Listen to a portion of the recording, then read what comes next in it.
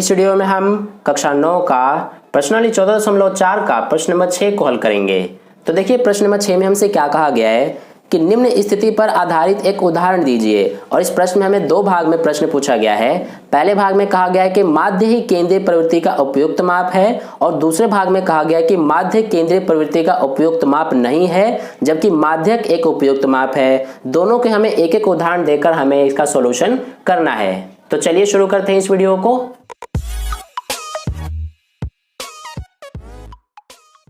तो देखिए dear students, इसके सॉल्यूशन में हम सबसे पहले क्या लिखेंगे कि माध्य ही केंद्रीय प्रवृत्ति का उपयुक्त माप है जब सभी प्रेक्षण एक दूसरे के करीब हो। और हमें कहा गया था एक उदाहरण देने के लिए, तो ये यहाँ पर हमने एक उदाहरण दे दिया है। इसमें हमने कक्षा 9 के विद्यार्थियों की ऊंचाई लिखी है, जैसे कि किसी विद्यार्थी की ऊंचाई 154 सेंटीमीटर है, किसी का 156 सेंटीमीटर, किसी का 158 सेंटीमीटर, इसी तरह से। ठीक है, तो देखिए अब हम इसको ध्यान से समझते हैं। यहाँ पर अगर आप ध्यान से देखेंगे तो जो ये ऊंचाइयां हैं सभी विद्यार्थियों के, जैसे कि 154, 156, 158, इसी तरह से, इनको आप देखेंगे कि बहुत पास पास में है सभी, यानी कि एक दूसरे के बहुत करीब हैं ये। ठीक है, तो इस सिचुएशन में जब आपको जो आंकड़े हैं वो बहुत पास पास में दिए हो, तब आप उस सिचुएशन में माध्य निकालना ज्यादा उचित आपके लिए रहेगा, यानी कि ज्यादा उपयुक्त आपके लिए माध्य ज्ञात करना होगा। आप माध्यक नहीं ज्ञात कर सकते इस कंडीशन में। ठीक है, तो इस तरह से आई होप आपको ये समझ में आ गया होगा कि कब हमारे लिए माध्य ज्ञात करना ज्यादा उपयुक्त माना जाता है, जब हमें जो आंकड़े हो वो बहुत ही पास पास में दिए गए हो। ठीक है, इस कंडीशन में अगर आप माध्य ज्ञात करेंगे तो वो आपके लिए ज्यादा उपयुक्त नहीं होगा।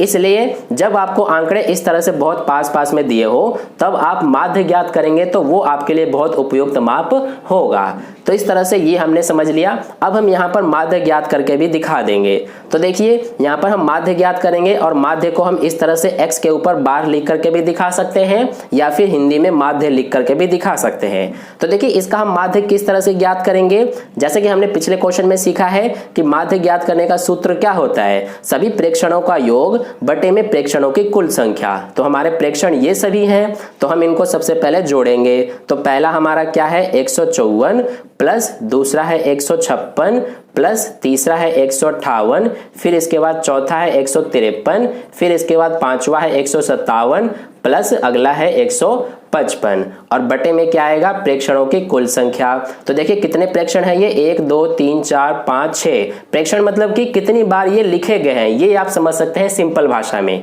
तो ये 6 बार लिखे हैं, तो यहाँ पर 6 लिख देंगे नीचे। अब देखिए इन सभी ऊपर वालों को अगर आप जोड़ेंगे तो जोड़ने के बाद आपका आएगा 933। ठीक है, और ये नीचे हमारा कितना है 6 है। तो अब यहाँ पर अगर आप 6 से 933 में भाग देंगे तो आपका माध्य निकल के आएगा 155.5 सेंटीमीटर। ठीक है, तो इस तरह से ये हमने यहाँ पर माध्य भी निकाल करके दिखा दिया। तो इस तरह से हमारा पहला भाग सॉल्व हुआ। अब चलिए दूसरा भाग करते हैं। तो देखिए डियर स्टूडेंट्स, दूसरे भाग में हमें कहा गया कि उदाहरण दीजिए कि माध्य केंद्रीय प्रवृत्ति का उपयुक्त माप नहीं है, जबकि माध्यक एक उपयुक्त माप है। तो देखिए इसके सॉल्यूशन में हम सबसे पहले क्या लिखेंगे कि माध्यक एक उपयुक्त माप है जब कुछ प्रेक्षण अन्य प्रेक्षणों से दूर हो। और यहाँ पर उदाहरण के लिए हमने लिया है कक्षा 9 के विद्यार्थियों के अंक। तो देखिए ये जो अंक है ये 5 विद्यार्थियों के हैं, और ये 100 में से अंक प्राप्त हुए हैं। देखिए किसी विद्यार्थियों को 100 में से 25 अंक प्राप्त हुआ, किसी को 100 में से 55 अंक प्राप्त हुआ, किसी को 100 में से 80 अंक, इसी तरह से। तो इन सभी अंकों को अगर आप ध्यान से देखेंगे तो आपको ये पता चलेगा कि जो ये अंक हैं ये एक दूसरे से काफी दूर दूर हैं। ठीक है, तो इस तरह से अब यहाँ पर आप समझ सकते हैं कि जब आपको आंकड़े इस तरह से दिए गए हो कि वो एक दूसरे से काफी दूर दूर हो, तो उस सिचुएशन में आपके लिए माध्यक ज्ञात करना ज्यादा उपयुक्त माप होगा। ठीक है, तो अब आप समझ सकते हैं कि कब हमें माध्यक ज्ञात करना है और कब माध्यक। एक बार मैं फिर आपको बता देता हूं कि माध्य हम तब ज्ञात करते हैं, तब हमारे लिए उपयुक्त माप होता है माध्य ज्ञात करना, जब हमें आंकड़े काफी करीब करीब एक दूसरे के दिए गए हो, जैसे कि हमने पिछले वाले उदाहरण में देखा था। लेकिन जब हमें आंकड़े एक दूसरे से काफी दूर दूर दिए गए हो, तो उस सिचुएशन में हमारे लिए माध्यक ज्ञात करना एक उपयुक्त माप होता है। ठीक है, है। तो देखिए यहाँ पर क्योंकि आंकड़े काफी दूर दूर हैं एक दूसरे से, इसलिए इस सिचुएशन में हमारे लिए माध्यक ज्ञात करना एक उपयुक्त माप है। ठीक है, तो देखिए यहाँ पर हम माध्यक ज्ञात करके दिखा देते हैं। और माध्यक ज्ञात करने के लिए सबसे पहले हमें क्या करना होता है कि जो आंकड़े दिए गए हो उसको सबसे पहले हम आरोही क्रम में लिखते हैं। तो यहाँ पर हम इस आंकड़ों को सबसे पहले आरोही क्रम में इस तरह से लिख लेंगे। तो देखिए आरोही क्रम में सबसे पहले हम छोटा लिखते हैं, तो ये हमारा 18 है, फिर इससे बड़ा हमारा ये 25 है, इससे बड़ा हमारा ये 55 है, फिर इसके बाद ये 76 और लास्ट में 80। ठीक है, और एक बात मैं और आपको बता दूं कि जो ये मैंने उदाहरण लिया है ये आप इसके अलावा भी कोई और उदाहरण लेकर और समझा सकते हैं और अपना सॉल्यूशन कर सकते हैं। ठीक है, मैंने आपको सिर्फ समझाने के लिए ये उदाहरण लिया है, आप चाहें तो यही उदाहरण लेकर के और विद्यार्थियों के अंकों को भी दिखा सकते हैं, जैसे कि मैंने आपसे 5 विद्यार्थियों के अंकों को दिखाया है। ठीक है, तो इस तरह से ये हो गया।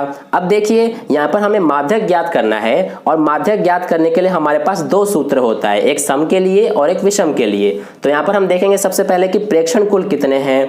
तो देखिए इसमें कुल कितने प्रेक्षण हैं, प्रेक्षण यानी कि कुल ये आंकड़े कितनी बार लिखे गए हैं। तो ये हमारा 1 2 3 4 5 है यहाँ पर प्रेक्षण, यानी कि 5 हमारा क्या होता है, ये एक विषम संख्या होता है। तो इसलिए हम माध्यक ज्ञात करने के लिए यहाँ पर विषम वाला सूत्र लगाएंगे। वैसे तो यहाँ पर साफ साफ दिख रहा है कि हमारा 55 ही क्या है, ये माध्यक है, लेकिन हमें यहाँ पर सूत्र का प्रयोग करके और माध्यक ज्ञात करना पड़ेगा। तो यहाँ पर हम इस तरह से माध्यक ज्ञात करने के लिए सूत्र का प्रयोग कर लेंगे।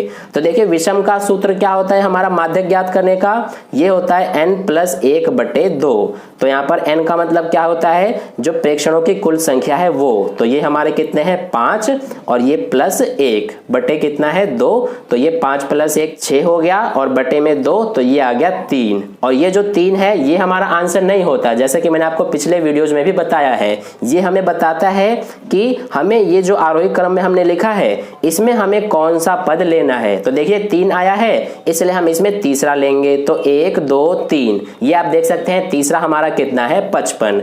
तो यहाँ पर अब हम माध्यक आसानी से बता सकते हैं कि ये हमारा कितना आएगा 55। ठीक है, तो कुछ इस तरह से हम अपना प्रश्न नंबर 6 का हल करेंगे। और इसमें आप देख सकते हैं कि जो हमारा ये माध्यक 55 आया है, यहां से आप समझ सकते हैं कि जो हमारा ये 55 है ये ऐसा अंक है जिसके आसपास ही बाकी सभी अंक हैं। जैसे कि देखिए 55 के हमारे पास में 25 भी है, 80 भी है, 18 भी है और 76 भी। इसलिए इस तरह के सिचुएशन में हमारे लिए माध्यक ज्ञात करना एक उपयुक्त माप होता है। ठीक है, तो आई होप आपको ये समझ में आ गया होगा कि कब हमें माध्यक ज्ञात करना चाहिए और कब माध्यक ज्ञात करना चाहिए। तो इसी के साथ हमारा प्रश्न नंबर 6 का हल कंप्लीट हुआ और इसी के साथ हमारा प्रश्नावली 14.4 और ये चैप्टर भी कंप्लीट हो गया। और इसी के साथ हमारा क्लास 9th का मैथ्स का पूरा सिलेबस भी कंप्लीट हो गया। जी हाँ, मैंने आपको पूरा सिलेबस क्लास 9th का 1 से लेकर 14 चैप्टर तक मैंने आपको कंप्लीट करा दिया है। अगर आपने वीडियोस नहीं देखे बाकी सभी चैप्टर्स के तो वो आप देख सकते हैं चैनल पे विजिट करके, या फिर आप हमारे टेलीग्राम ग्रुप से ज्वाइन हो सकते हैं, वहां पर भी आपको मिल जाएंगे। ठीक है, टेलीग्राम ग्रुप ज्वाइन होने का लिंक आपको इस वीडियो के डिस्क्रिप्शन में मिल जाएगा, वहां पर क्लिक करके ज्वाइन हो सकते हैं। तो फिर मिलते हैं अगली वीडियो में, धन्यवाद।